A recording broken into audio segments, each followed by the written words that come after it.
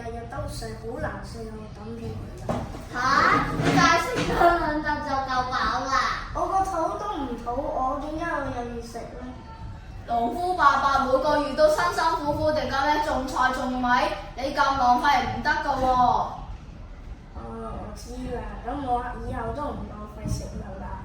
同埋我都仲記得一句嘢，就係老師上堂話誰知苦中酸，粒粒皆辛苦。我知錯啦。Washing brushes is so much fun. Look, the water is splashing everywhere.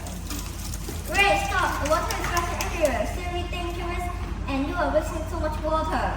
We only need a little bit of water to wash our tools. Water is a very precious resource. I'm sorry, I forgot we must save every drop of water. 呢朵花好靚啊！咁我摘去課室先。